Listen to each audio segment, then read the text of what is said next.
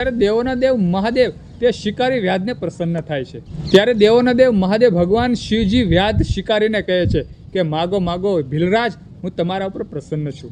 શિવભક્તો, પહેલાં તો જે ભીલ હોય છે તે વ્યાકુળ થઈ જાય છે, કંઈ સમજાતું નથી। આદિ અનાદિ અનંત જેની માયા છે, ભગવાન મહાદેવ તેની સામું સાક્ષાત પ્રગટ થયા છે।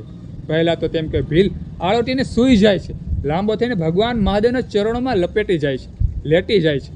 શિવભક્તો, ત્યાર પછી જ્યારે તેનું મન હળવું બને છે ત્યારે તે ભગવાન મહાદેવને કહે છે, હે ભગવાન મહાદેવ, મેં તો તમારી પૂજા કરી નથી, કોઈ દિવસ મેં તમારું લિંગનું પૂજન કર્યું નથી, કોઈ દી તમારું નામ કીર્તન કર્યું નથી, છતાં પણ તમે મારી ઉપર પ્રસન્ન થયા, મને તે સમજાવો, મને કંઈ સમજાતું નથી। ત્યારે દેવોના દેવ મહાદેવ કહે છે કે જ્યારે તું તીર ખેંચતો, હરણને મારવા માટે તીર ખેંચતો, ત્યારે અજાણતા તારા ધક્કાથી બિલીપત્ર મારા લિંગ ઉપર પડતા, અજાણતા તારા જળપાત્રમાંથી જળ મારા લિંગ ઉપર પડતું, ચારે પ્રહરની તારાથી પૂજા થઈ ગઈ છે, મારી પૂજા થઈ ગઈ છે, એટલા માટે હું તારા ઉપર પ્રસન્ન છું।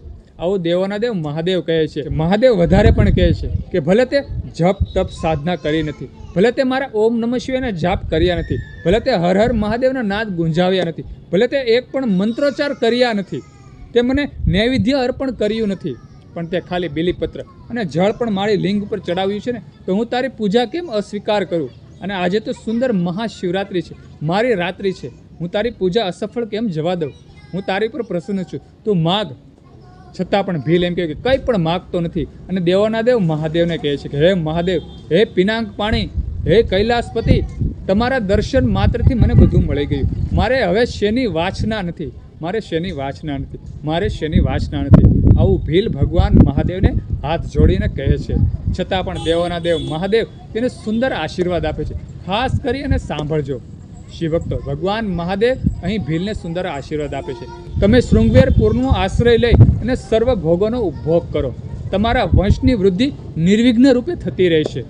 મારી ઉપર સ્નેહ રાખવાળા ભગવાન શ્રી રામ તમારી ઘરે પધારશે, તમારી સાથે મિત્રતા બાંધશે, અને તમે મારી સેવામાં મન લગાવી દુર્લભ મોક્ષને પ્રાપ્ત થઈ જશો। આવા સુંદર આશીર્વાદ દેવોના દેવ મહાદેવ આપે છે।